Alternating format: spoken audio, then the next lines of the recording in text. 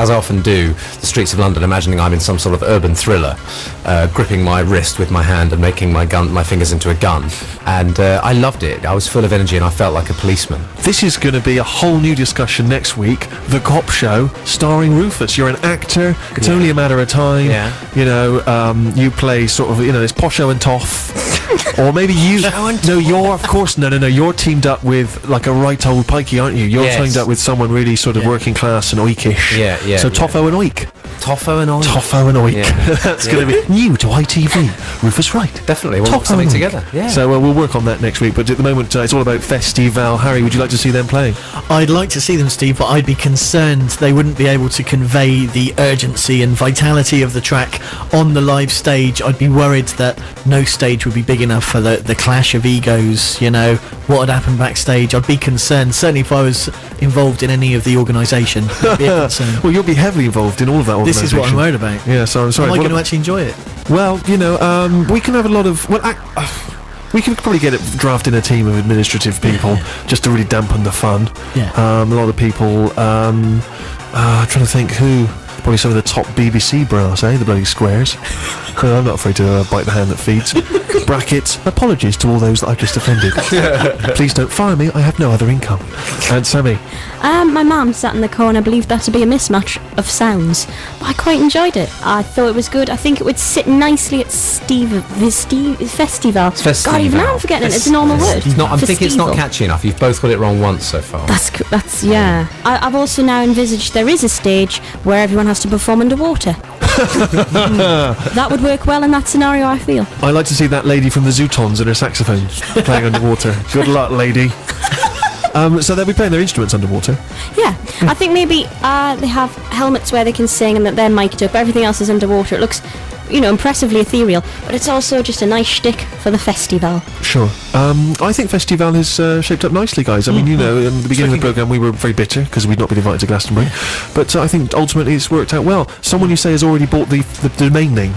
Yeah. It turns out that Paul Whittaker, I'll use his full name. Yeah, go on, don't be afraid. He's basically listening to everything we say and take it and just buying the domain names for everything we say. So he's got Steve Fest, he's got Festival, and he's basically holding us to ransom, saying he'll let us have the domain names as long as he can build the website. So as long as he's going to do it for free, that sounds fantastic. Absolutely, that would be great. And obviously there will be a section of the field that will be particularly hirsute, birds and chickens. Yeah. So if he wants to register Harry Cox, then he can do that for us now, because we'll set that up as a sort of subset of that section. So that's great. Well, thanks very much indeed to everyone. What are we ending with? We got Penate? Yep. Perfect. There's live track. Yep. Oh, I'm very, very excited. So anyway, Penate, he played at Glasgow, and we got a live track from him.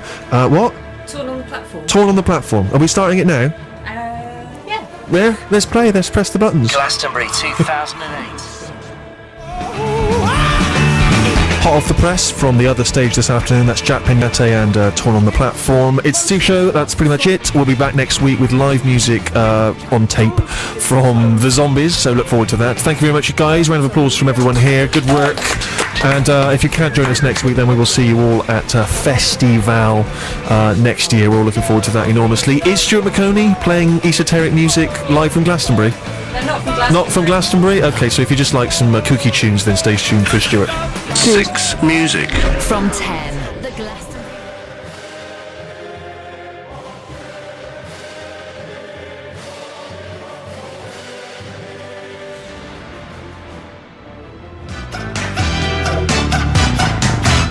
From 1982, Thomas Dolby, She Blinded Me with Science. Steve Show, BBC 6 Music with me, Steve Rich, and my little gang here. Tiny Dan, you must have loved that. You love a bit of 80s synth pop, don't you? That is a massive Tiny Dan sound, and I hope we'll be hearing many more of those throughout the course of today's show. We won't be, but it all sounds like that, doesn't it? Satire. I've done anyone there who's under the age of 21. They must be feeling pretty lambasted around there. Vocal samples, Dan? What? Vocal samples. Who was that vocal sample on there? What, going Science? Yeah. I don't know. Was it Magnus Pike? It was Magnus Pike. Hey! Round of applause for a little bit of pop trivia. What do I get for that? You get nothing except, of course, the look of blankness on Sammy's face. She's got no idea who the great Magnus Pike is. I should I've take got a that science with me. book written by him that I bought at a jumble sale. Anyway, welcome to the show. And thank you very much indeed for tuning in. Last week, of course, we were very angry about not being at Glastonbury. Jude was down there. She didn't take us with her. You had a good time? I had a great time. Okay, that's enough from you. Thank you. And yes, no Rufus this week, but we've got Tony Dan in his shoes, and also, of course, Harry. Hello. He works in a bank, and Sammy from the north. Hiya. And also very excited to announce that anyone tuned in last week for the Zombies session and interview. You're 1 week late, but here it is. It's this week, and we recorded it last week, but it's this week. And we're not going to pretend, we're not going to BS and pretend that they're here live. They're not. That's not allowed anymore on modern BBC policy. So we recorded it last week, but it's a good interview, and also they play some songs for us later, so we'll be listening to that and looking forward to it. Anyway, quickly, just get a brief sense of how your weeks have been, Harry. Had my bike stolen. Ooh. Not happy. What happened? Well, it was just down the side of the house. We had it was anchored to the wall, the side of the house. We had about 4 locks round it. Some cheeky fella in the middle of the night came and just sliced through all the locks. Sliced through them? Yeah, left the locks, left them all hanging off the wall. So you've got your locks? I've got my locks. You're happy there? I've got my broken locks. That's fine, yeah. So that's worth having. You go to the police?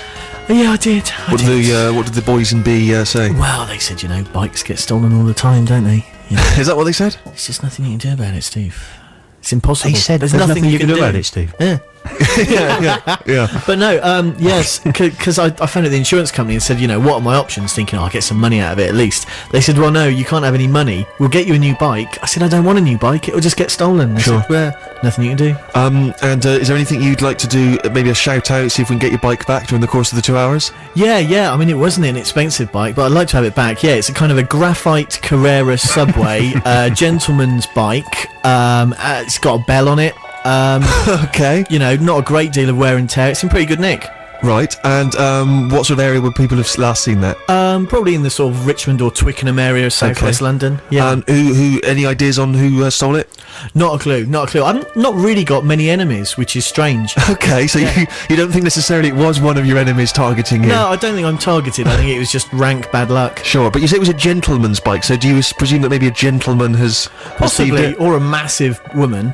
Right, a giant. So what we're looking for is a bike with either a guy Rufus style wearing a top hat and spats, maybe a cape, or a giant woman. Yeah, maybe one of the roly-polies. Okay, so if you've seen either of those, then get in touch. Was it 64046? 64046. How do you get in touch on the email? Stephen.6music@bbc.co.uk. I don't think we're holding out a lot of hope for getting that It's bike not gonna back. happen. But never mind. Tiny Dan, you're a sports guy. I imagine the tennis is going to happen shortly. Possibly, yeah. Can I just say, it's just like being on Crime Watch. I loved it. You are my own Fiona Bruce. Thank you very much indeed. I appreciate it. I'm certainly a leggy blonde. Indeed. That's what I was thinking of. I'll be giving you live tennis updates throughout the course of the show, assuming that we can find a TV or something. I think you should, because I think there's a lot of people who would otherwise tune into the tennis and would miss out on the show. So because it tends to be quite dull for the first couple of innings. Yes. Yeah. Well, until the first few goals have scored, then it's terrible. I imagine that there's nothing going on. It's all raining down. Well, I think I was listening to the weather report earlier. There is a chance that the game will commence. So we'll keep you fully abreast of that, Sammy. Oh, what a week. I trapped my eyebrow in a zip. I don't know if you can see the purple mark there. You trapped your eyebrow in a zip? Yeah, and the side of my hand, which was even more brutal. What, at the same time? No, 2 separate zip Two separate zip-related incidents. And not only were incidents. there 2 separate zip-related incidents, there were 2 massive spider-related incidents. There is so much to go into there that we'll have to play some music. We'll come back to you in a sec, Sammy. New single from Martha Wainwright, You Cheated Me.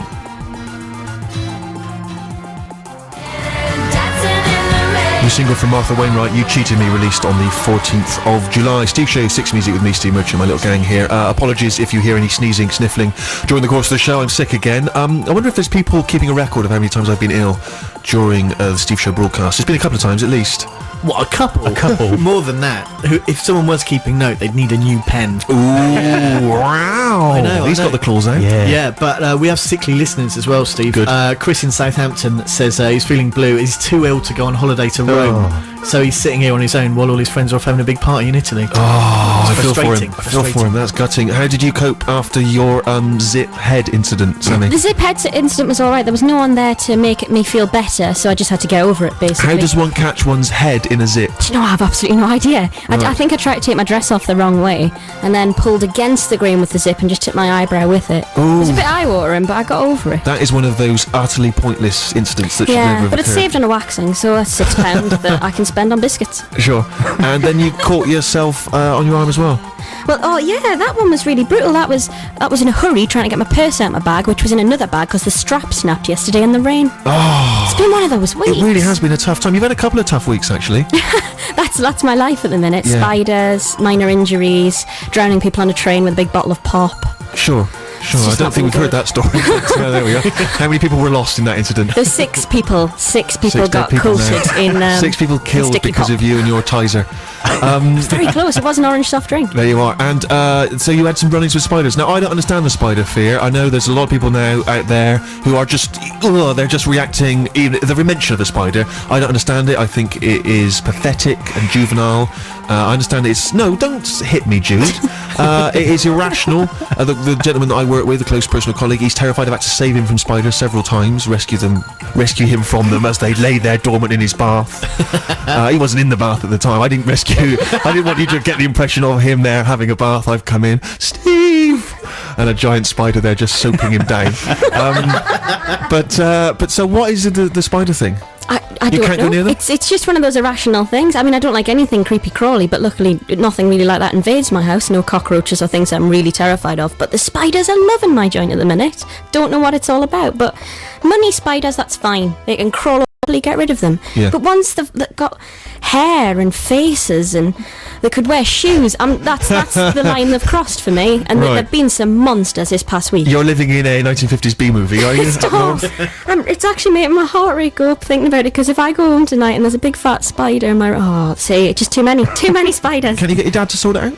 Yeah, but past a certain time he's asleep, and I normally go to bed quite late, and I don't want to wake him up. I just have to stand there with a slipper in one hand and a pint glass in the other, sobbing silently. Dan, you of course are almost the same size as a spider, as we all well Smaller know. than several. The times I've seen you fighting it off, I know. with I a think broom. at least I've got a genuine reason to be scared of them. Yeah. Because they're larger than me. They Yeah. wrestle me. They pin me down. In my head, so you've many both got legs. cotton buds. It's the 5p threshold, really. I imagine. If they're bigger than a 5p, then they're terrifying. Yeah. Absolutely. 20p probably. Really? Yeah. Is there nothing Great. that you can use to repel spiders? Well, I went on a forum. The spider incident happened around 4 in the morning.